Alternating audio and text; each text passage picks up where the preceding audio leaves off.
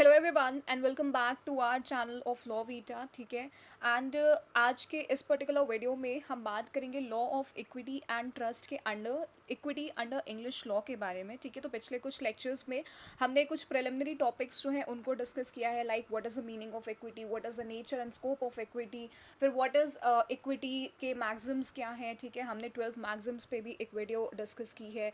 फिर हमने equity in Indian legal system भी डिस्कस किया है, और इसीलिए आज इस पर्टिकुलर वीडियो में हम देखेंगे कि इंग्लिश लॉ के अंतर्गत इक्विटी का क्या रोल है, क्यों उसको आखिर में डेवलप किया गया, क्या उसकी नीड जो है वो अराइज हुई थी। ठीक है। So without any delay let's just begin with a video. तो सबसे पहले हम बात करते हैं meaning of equity in English law. ठीक है। तो सबसे पहले एक सिंपल सा क्वेश्चन है, दैट इज कि अगर लॉ किसी पर्सन के साथ इनजस्टिस कर दे तो उस पर्सन को जस्टिस जो है आखिर कौन दिलाएगा। So the answer to this question is कि इक्विटी उस पर्सन को जो जस्टिस है वो प्रोवाइड करेगी। ठीक है। तो अब हम देखते हैं कि क्या डेफिनेशन है, क्या मीनिंग है इक्विटी की। तो equity in English law refers to the body of legal principles developed by the court of chancery to supplement and correct the common law. ठीक है। तो इस डेफिनेशन को हम बहुत ही सिंपल लैंग्वेज में समझने की कोशिश करते हैं। यहाँ इस पर्टिकुलर डेफिनेशन में दो वर्ड्स जो है वो बहुत ज़्यादा इंपॉर्टेंट है। पहला इज सप्लीमेंट एंड दूसरा इज करेक्ट। ठीक है। तो सप्लीमेंट का मतलब होता है कि किसी चीज़ की कमी को पूरा करना। ठीक है। एंड जो करेक्ट है उसका मतलब होता है कि उसकी गलती जो है उसको सुधारना। मतलब इक्विटी ने कॉमन लॉ को रिप्लेस नहीं किया, उसने कॉमन लॉ की जो भी वीकनेसेस थी उनको आइडेंटिफाई किया और उन्हें इम्प्रूव किया। ठीक है। तो इसीलिए हम कहते हैं कि equity is not against the law, it is beyond the rigidity of law. यानी लॉ को वो डिस्ट्रॉय नहीं करता है बल्कि वो उसको और फेयर बनाता है। ठीक है। इसको हम एक बहुत ही सिंपल इलस्ट्रेशन से समझने की कोशिश करते हैं। जस्ट सपोज कि आपने किसी बिल्डर को फ्लैट के लिए लाइक 50 लाख जो है वो एडवांस पेमेंट दे दी। ठीक है। अग्रीमेंट वगैरह भी जो है वो साइन हो गया, लेकिन पोजीशन देने से पहले बिल्डर कह देता है कि मैं ये फ्लैट किसी और को बेच रहा हूँ। तो अब कॉमन लॉ क्या कहता है कि जो पैसा आपने उसको पे किया था वो वापस ले लो। लेकिन अगर आपको वही फ्लैट चाहिए था तो फिर क्या होगा उस केस में? सिर्फ पैसा मिलने से तो आपका जो पर्पस है वो खत्म हो गया। ठीक है। तो यहाँ इक्विटी ने कहा नहीं, कोर्ट बिल्डर को ऑर्डर करेगी कि जिस फ्लैट का लाइक प्रॉमिस किया गया है वही फ्लैट वो बायर को प्रोवाइड किया जाए। तो इसी रेमेडी को हम कहते हैं स्पेसिफिक परफॉर्मेंस, और ये इक्विटी का कंट्रीब्यूशन है। तो इसी वजह से इक्विटी को जस्टिस का एक प्रैक्टिकल फेस जो है वो कहा जाता है। ठीक है। अब origin of the word equity की अगर मैं बात करूँ तो ये जो इक्विटी वर्ड है ये कहाँ से आया, तो ये आया लैटिन वर्ड इक्विटास से। ठीक है। एंड इसका मतलब होता है फेयरनेस एंड जस्टिस। ठीक है। तो इक्विटी का जो फाउंडेशन है वो फेयरनेस है, लॉ का ऑब्जेक्टिव भी जस्टिस है, लेकिन कभी कभी स्ट्रिक्ट लीगल रूल्स जस्टिस जो है वो अचीव नहीं कर पाते, तब इक्विटी जो है वो इंश्योर करती है कि लॉ का अल्टीमेट पर्पस यानी कि जस्टिस जो है वो कंप्लीट हो। ठीक है। अब एक क्वेश्चन अराइज होता है कि आखिर ये जो इक्विटी है और जो इक्वालिटी है इन दोनों के बीच क्या डिफरेंस है। तो ये बहुत ही फेमस कंसेप्ट है जो मोस्टली एग्जाम्स और इंटरव्यूज में भी पूछा जाता है। तो इक्वालिटी का मतलब है सबको एक ही चीज़ देना, एक ही चीज़ प्रोवाइड करना, लेकिन वहीं इक्विटी का मतलब है कि हर इंसान को, हर पर्सन को उसकी नीड के अकॉर्डिंग ट्रीटमेंट जो है वो देना, ताकि जो फाइनल आउटकम हो वो फेयर हो। ठीक है। जैसे सपोज कि 3 लोग जो है वो क्रिकेट मैच देख रहे हैं, सबको एक एक स्टूल प्रोवाइड कर दिया गया, तो ये इक्वालिटी है, लेकिन सबकी हाइट जो है वो अलग हो सकती है, हर पर्सन की डिफरेंट हाइट होती है। एक आदमी जो है वो फिर भी मैच मतलब स्टूल प्रोवाइड होने के बाद भी नहीं देख पा रहा, तो अब यहाँ पे इक्विटी क्या करेगी, तो जिसको जरूरत है उसको एक्स्ट्रा सपोर्ट देगी ताकि तीनों जो है तीनों पर्सन मैच देख सके। तो इसीलिए equality focuses on same treatment, जबकि जो इक्विटी है that focuses on fair treatment. यही फिलॉसफी जो है वो बाद में लीगल सिस्टम्स में भी अडॉप्ट हुई थी। ठीक है। अब एक क्वेश्चन आता है कि आखिर ये जो इक्विटी है ये डेवलप क्यों हुई थी। ठीक है। ये सबसे इंपॉर्टेंट क्वेश्चन है कि अगर कॉमन लॉ ऑलरेडी एग्जिस्ट करता था तो इक्विटी की ज़रूरत ही क्या थी। तो इसका आंसर हिस्ट्री में हमें मिलता है।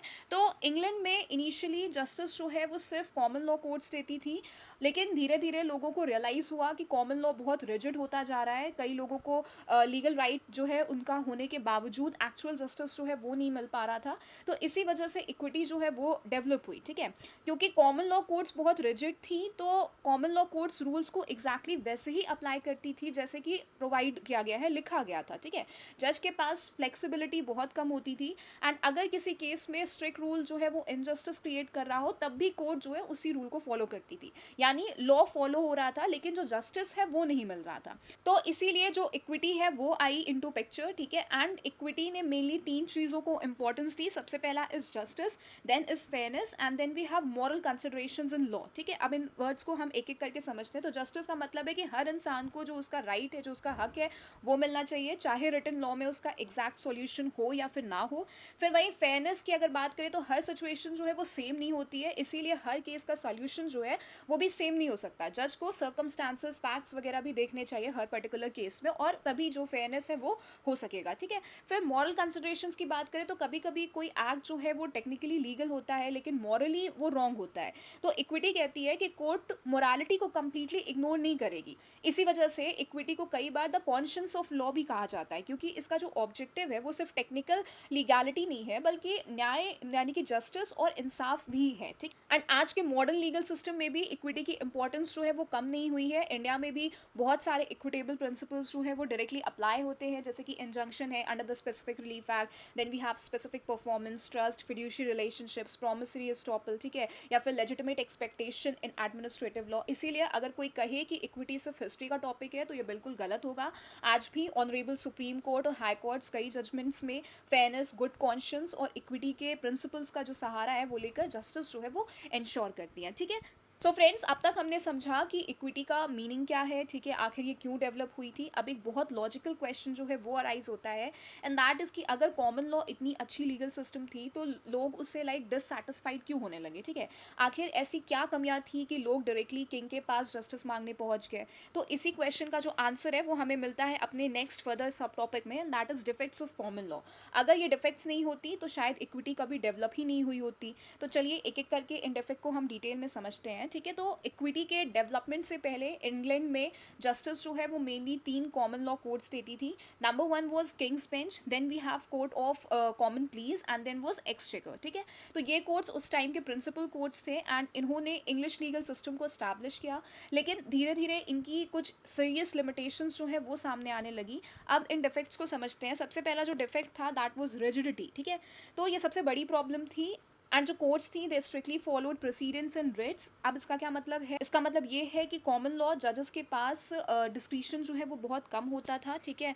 एंड उन्हें जो पहले डिसाइड हो चुका है वही फॉलो करना पड़ता था, चाहे प्रेजेंट केस की सर्कमस्टांसेस बिल्कुल डिफरेंट ही क्यों ना हो। तो लॉ के वर्ड्स इंपॉर्टेंट थे, जस्टिस जो है वो सेकेंडरी हो गई थी, ठीक है। इसीलिए ये एक डिफेक्ट था। देन जो नेक्स्ट डिफेक्ट है दैट इज लिमिटेड रेमेडीज। तो दूसरी प्रॉब्लम थी लिमिटेड रेमेडीज की, कि सिर्फ डैमेजेस जो है वो अवेलेबल थे। मतलब कॉमन लॉ का मेन सोल्यूशन जो है दैट वाज कि मनी दे दो आप, लेकिन क्या ये जो मनी प्रोवाइड करना, कॉम्पनसेशन प्रोवाइड करना, डैमेजेस प्रोवाइड करना है, क्या ये हर प्रॉब्लम को सॉल्व कर सकती थी? सो द आंसर वाज बिल्कुल नहीं, ठीक है। जस्ट सपोज कि किसी फेमस पेंटर की ओरिजिनल पेंटिंग जो है वो आपने परचेज की, ठीक है। अब सेलर जो है वो मना कर देता है कि मैं ये पेंटिंग जो है वो आपको नहीं प्रोवाइड करूंगा। तो यहाँ पे कोर्ट कहती है कि ठीक है, आप जो 5 लाख का डैमेज है वो ले लो, ठीक है, और पेंटिंग को जाने दो। लेकिन अगर दुनिया में वही एक पेंटिंग थी, ठीक है, तो क्या पैसे से उस ओरिजिनल आर्ट वर्क की लाइक जो भरपाई है वो हो सकती है? सो द आंसर इज नहीं। इसीलिए इक्विटी ने कहा कि कोर्ट सेलर को ऑर्डर करेगी कि वही पेंटिंग डिलीवर करे। तो इसी रेमेडी को हम कहते हैं specific performance, which is a facet of equity we can say, ठीक है। एंड आज भी अगर किसी यूनिक इमूवेबल प्रॉपर्टी का कॉन्ट्रैक्ट ब्रीच होता है तो कई सिचुएशंस में स्पेसिफिक रिलीफ एक्ट के अंदर जो स्पेसिफिक परफॉर्मेंस है उसका रेमेडी अवेलेबल होता है। यानी इक्विटी की फिलोसफी आज भी इंडियन लॉ में हम कह सकते हैं अलाइव है, ठीक है। देन जो नेक्स्ट डिफेक्ट था दैट वाज टेक्निकल प्रोसीजर।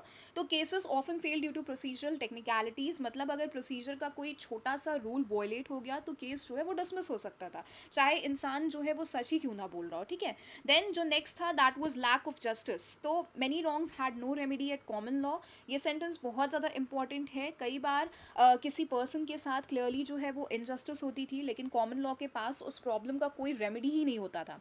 सोचिए कितनी फ्रस्ट्रेटिंग सिचुएशन होती होगी, ठीक है, कि आपके साथ गलत हुआ और कोर्ट भी मानता है, लेकिन कहता ये है कि सॉरी सिचुएशन के लिए हमारे पास कोई लीगल रेमेडी जो है वो नहीं है। तो इसी वजह से लोग जो है वो डिससैटिस्फाई होने लगे, ठीक है। अब जो क्वेश्चन है वो ये है कि जब common law courts in like justice जो है वो नहीं दे पा रही थी तब लोग क्या करते थे? तो उस केस में because of these problems people began petitioning the king for justice. And उस टाइम किंग को जस्टिस का अल्टीमेट सोर्स जो है वो माना जाता था, इसीलिए लोग जो है वो डायरेक्टली किंग को एप्लीकेशंस वगैरह जो है भेजने लगे, ठीक है। एंड उनका मानना था कि अगर कोर्ट से जस्टिस नहीं मिल रही तो जो किंग है वो ज़रूर उनकी हेल्प करेगा। लेकिन एक प्रॉब्लम थी कि किंग जो है वो हर केस पर्सनली डिसाइड नहीं कर सकता था। केसेस बहुत ज़्यादा इंक्रीज होने लगे, तो फिर क्या हुआ? तो फिर यहीं से शुरू होती है इक्विटी की जो असली स्टोरी है वो, ठीक है। एंड सबसे पहला इसमें आता है emergence of the court of chancery, ठीक है। तो किंग ने ये पिटिशंस वगैरह जो उनके पास आती थी वो अपने ट्रस्टेड ऑफिसर यानी कि लॉर्ड चांसलर को ट्रांसफ़र कर दी। एंड लॉर्ड चांसलर को कहा जाता था keeper of the Kings conscience, ठीक है। ये टाइटल बहुत ही ज़्यादा मीनिंगफुल है। किंग मानता था कि चांसलर सिर्फ लीगल रूल्स नहीं देखेगा, वो फेयरनेस और मोरालिटी के बेसिस पर जो है डिसीजन वगैरह वो देगा, ठीक है। अब ये जो keeper of the Kings conscience है, इसका क्या मीनिंग है? इस फ्रेज का सिंपल सा मीनिंग ये है कि अगर स्ट्रिक्ट लॉ और जस्टिस के बीच कॉन्फ्लिक्ट हो जाए तो चांसलर अपनी कॉन्शियंस और फेयरनेस के अकॉर्डिंग जो है वो डिसीजन देगा, एंड यही इक्विटी का फाउंडेशन जो है वो बना, ठीक है। अब क्वेश्चन ये आता है कि जो लॉर्ड चांसलर है वो किस बेसिस पर डिसीजन देता था।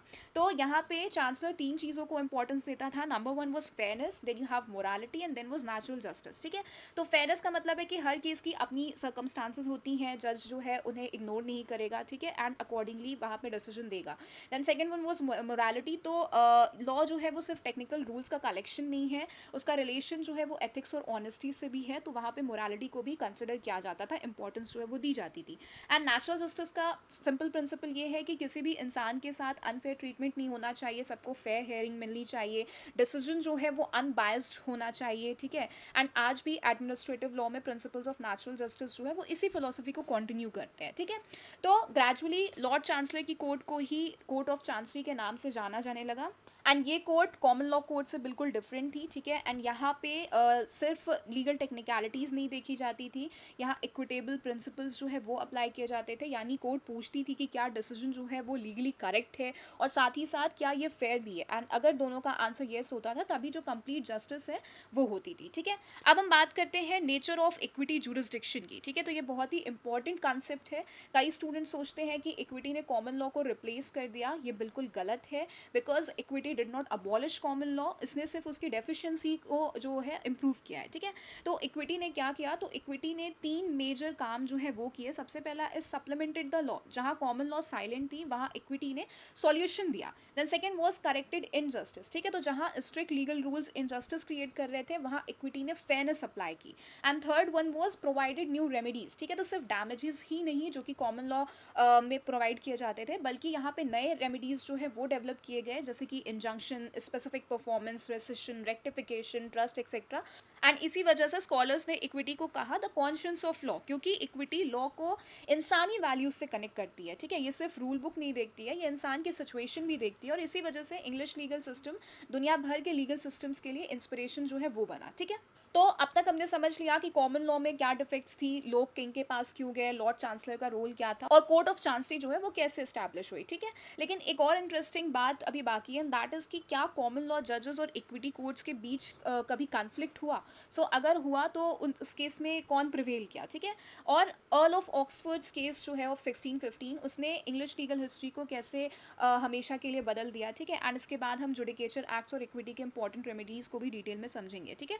So let's just begin. तो एक इम्पॉर्टेंट लाइक कॉन्स्टिट्यूशनल क्वेश्चन जो है वो आता है कि अगर कॉमन लॉ कोर्ट एक डिसीजन दे और कोर्ट ऑफ चांसरी उसी मैटर में दूसरा डिसीजन दे, तो आखिर किसका डिसीजन जो है या किसकी बात जो है वो मानी जाएगी। तो ये कन्फ्यूजन इतना बढ़ गया कि इंग्लिश लीगल सिस्टम में सीरियस कॉन्फ्लिक्ट जो है वो शुरू हो गया, और इसी कॉन्फ्लिक्ट को सॉल्व किया अर्ल ऑफ ऑक्सफोर्ड्स केस 1615 ने, ठीक है। इसके बारे में अब हम बात करते हैं।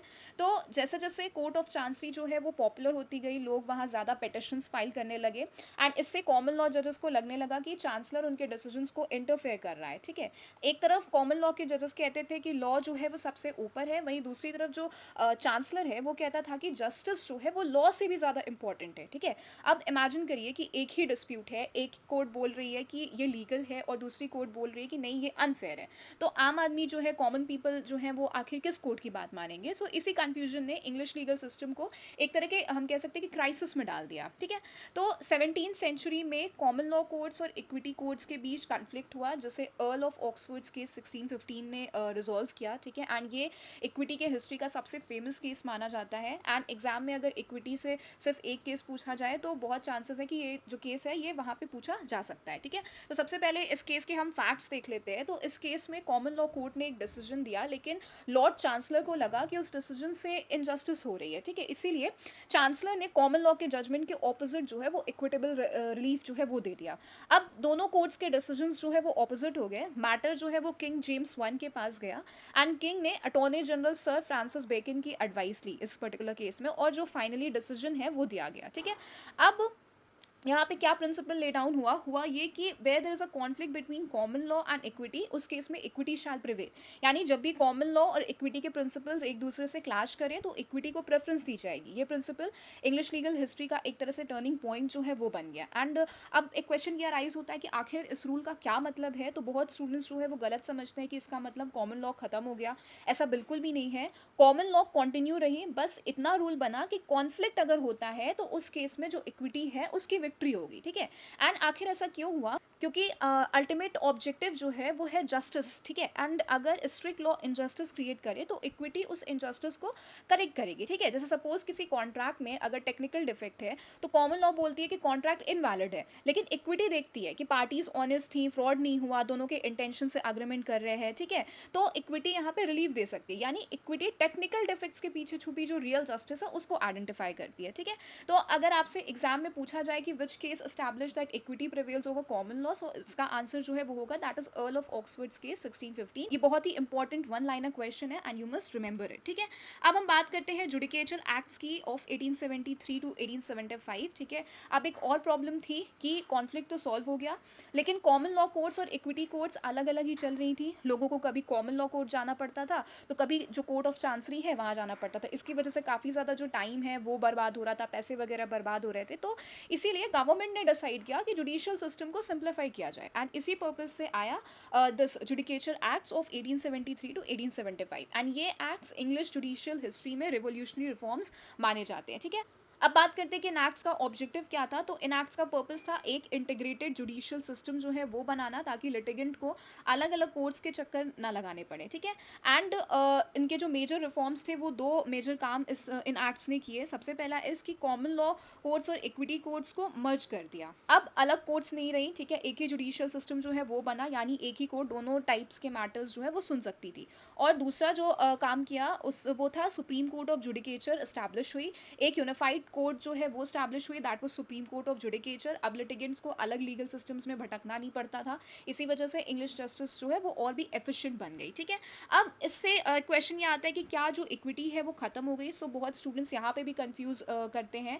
कोर्ट मर्ज हुई थी, प्रिंसिपल्स मर्ज नहीं हुए थे, ठीक है। लॉ और इक्विटी दोनों सेम कोर्ट एडमिनिस्टर करेगी, लेकिन कॉन्फ्लिक्ट होने पर इक्विटी जो है वो प्रिवेल करेगी। ये बहुत इंपॉर्टेंट है। कोर्ट एक है, रूल्स तो हैं, और कॉन्फ्लिक्ट में जो प्रेफरेंस है वो इक्विटी को मिलेगी, ठीक है। एंड आज भी इंग्लैंड का लीगल सिस्टम इसी रिफॉर्म का रिजल्ट है, और इंडिया जैसे कॉमन लॉ कंट्रीज भी इसी जुडिशियल ट्रेडिशन को फॉलो करते हैं, ठीक है। इसीलिए जुडिकेचर एक्ट्स को मॉडर्न जुडिशियल एडमिनिस्ट्रेशन का फाउंडेशन जो है वो माना जाता है, ठीक है। तो अब तक हमने समझा कि इक्विटी डेवलप क्यों हुई, ठीक है। अब हम देखते हैं कि उसने प्रैक्टिकल लेवल पर क्या दिया हमें, ठीक है। तो इक्विटी ने कई इंपॉर्टेंट रेमेडीज जो है वो इंट्रोड्यूस की। सबसे पहली जो रेमेडी है दैट इज इंजंक्शन। तो इंजंक्शन का सिंपल मीनिंग है कोर्ट का किसी पर्सन को ऑर्डर देना कि ये काम करो या फिर ये काम ना करो, ठीक है। फिर दूसरा जो है remedy that is specific performance. तो ये रेमेडी हम पहले भी डिस्कस कर चुके हैं ऊपर, एंड इसका मतलब है कि कोर्ट पार्टी को ऑर्डर देगी जो प्रॉमिस किया है वही परफॉर्म करो। यहाँ पे मनी कॉम्पनसेशन जो है वो इनफ नहीं होगी, ठीक है। Then next is rescission. तो रेसेशन का मतलब है कॉन्ट्रैक्ट को कैंसिल कर देना। कब? जब कॉन्ट्रैक्ट फ्रॉड, मिस रिप्रेजेंटेशन या फिर अनड्यू इन्फ्लुएंस या मिस्टेक की वजह से हुआ हो, ठीक है। देन जो नेक्स्ट रेमेडी है दैट इज रेक्टिफिकेशन। तो रेक्टिफिकेशन का मतलब है कि डॉक्यूमेंट में जो जेन्युइन मिस्टेक हो गई है उसको कोर्ट जो है वो करेक्ट कर देगी, ठीक है। जैसे अग्रीमेंट में अगर टाइपिंग मिस्टेक से 50 लाख की जगह 5 लाख लिख दिया गया है, और अगर ये चीज़ प्रूव हो जाए कि क्लरिकल मिस्टेक थी, तो कोर्ट उस डॉक्यूमेंट को रेक्टिफाई कर सकती है, ठीक है। फिर जो नेक्स्ट रेमेडी है दैट इज ट्रस्ट। तो ट्रस्ट का जो कॉन्सेप्ट है वो भी इक्विटी का मेजर कॉन्ट्रीब्यूशन है। एंड ट्रस्ट का सिंपल मीनिंग है कि एक पर्सन किसी प्रॉपर्टी को दूसरे के बेनिफिट के लिए ऑनेस्टली जो है वो होल्ड करे, ठीक है। सो आपने रेमेडीज़ वगैरह भी समझ ली, लेकिन अब एक इंपॉर्टेंट क्वेश्चन जो है वो बचा है, इन दैट इज़ कि जज को कैसे पता चलता है कि किस केस में इक्विटी जो है वो अप्लाई करनी है। तो इसका आंसर हमें मिलता है मैक्सिम्स ऑफ इक्विटी में। तो ये मैक्सिम्स इक्विटी के गाइडिंग प्रिंसिपल्स हैं, एंड ये बताती है कि चांसलर और बाद में कोर्ट्स जो है वो किस फिलोसफी के बेसिस पर जस्टिस जो है वो डिलीवर करती थी, ठीक है। और लेक्चर के एंड में हम दिए गए 3 लैंडमार्क केसेस जो हैं उनको भी डिटेल में समझेंगे, ठीक है। तो हम स्टार्ट करते हैं कि मैक्सिम्स ऑफ इक्विटी से। तो Maxim's of equity are general principles that guide courts while granting equitable relief।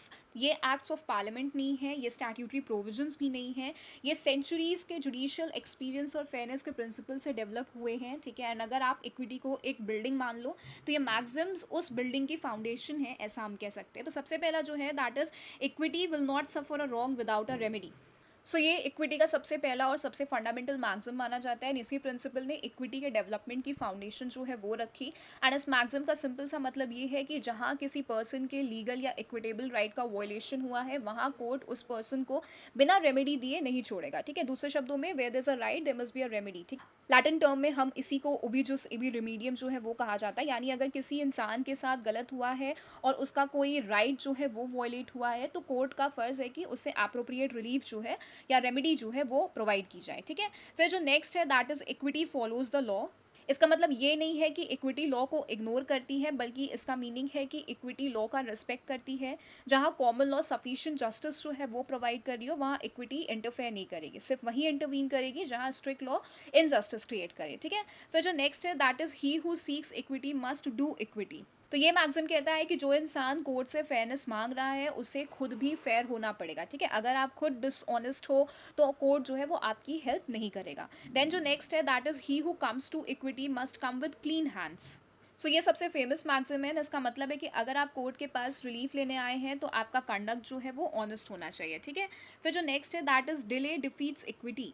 मतलब equity aids the vigilant not those who sleep on their rights. तो ये मैक्सिम कहता है कि अगर आप अपने राइट्स को प्रोटेक्ट करने के लिए बहुत देर तक कुछ नहीं करते हैं तो कोर्ट जो है वो इक्विटेबल रिलीफ डिनाई कर सकती है उस पर्टिकुलर केस में, ठीक है। एंड जैसा कि मैंने पहले ही कहा है कि these Maxim's guide equitable decisions, ठीक है। और इनके ऊपर हमने एक डिटेल वीडियो भी प्रिपेयर किया जिसमें हमने सिर्फ मैक्सिम्स ऑफ इक्विटी को डिटेल में डिस्कस किया है, तो आप वो पर्टिकुलर वीडियो को भी देख सकते हैं और मैक्सिम्स ऑफ इक्विटी को समझ सकते हैं। अब हम बात करते हैं कुछ लैंडमार्क केसेस की, ठीक है। तो जो इक्विटी से रिलेटेड है, सबसे पहला we have is Walsh versus Lonsdale of 1882। तो ये केस इक्विटी के हिस्ट्री का बहुत इंपॉर्टेंट जजमेंट है। एंड इसके फैक्ट्स ये थे कि एक लीज अग्रीमेंट हुआ लेकिन लीगल फॉर्मेलिटीज जो है वो कंप्लीट नहीं हुई थी।